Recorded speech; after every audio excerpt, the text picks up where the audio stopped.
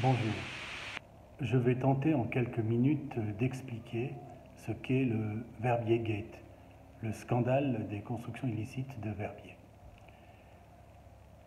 Avant toute chose, il faut que vous sachiez que la commune de Bagnes est très bien organisée sur le plan des constructions.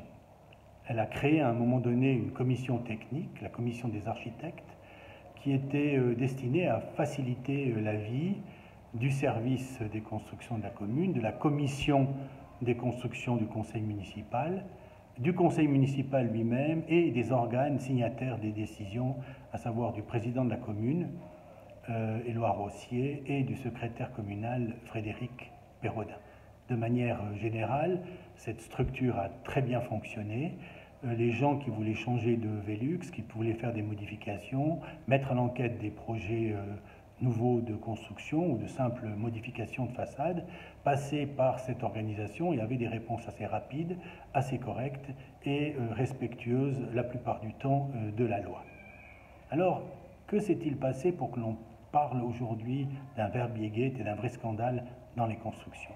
En fait, à la suite de dénonciations qui émanaient de tiers, d'architectes, d'autres intervenants, d'un employé communal également qui a émis des observations à sa hiérarchie, M. Gabriel Luisier, qui, pour ce motif, par la suite, a été licencié de la commune de Bagnes, eh bien, on s'est aperçu que des groupes d'intérêts privés étaient systématiquement favorisés en violation crasse, grossière, honteuse des dispositions légales. Ça signifie quoi? Ça signifie que ces personnes-là, ces propriétaires, ces promoteurs, ces entrepreneurs, ces architectes, la plupart du temps toujours les mêmes, obtenaient des décisions qui étaient en violation flagrante avec la loi en matière d'autorisation de construire, en matière de modification d'autorisation de construire, en matière de permis d'habiter, également portant sur les règles de densité, ou les règles en matière de la Lex Weber et des résidences principales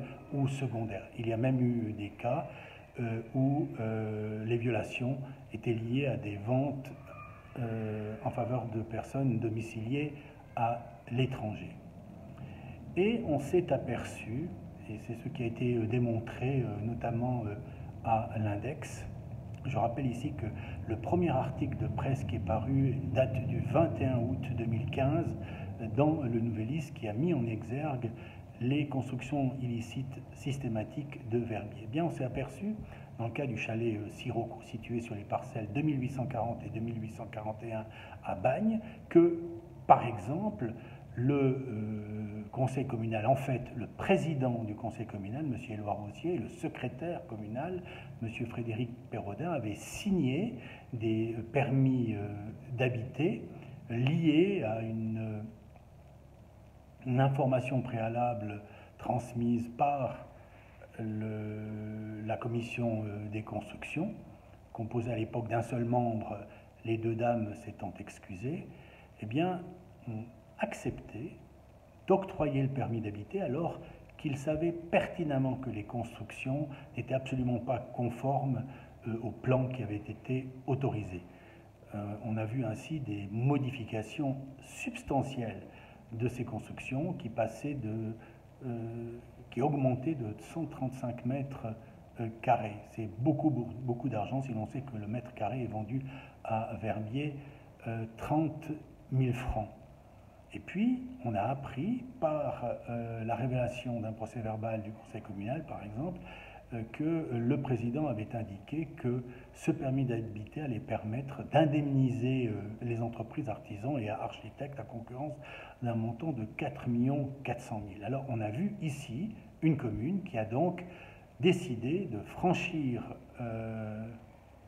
toutes les règles du droit pour favoriser des intérêts privés, alors que cette même municipalité aurait dû introduire une action en récupération des gains illicites pour qu'elle 4 millions également à l'encontre de ces privés. Alors on voit ici que les intérêts publics sont absolument occultés et puis qu'on a favorisé uniquement des groupements privés. Alors naturellement qu'il y a eu des rapports qui ont été rédigés, notamment le rapport Binder-Veté, et qui conclut probablement à l'existence d'infractions pénales.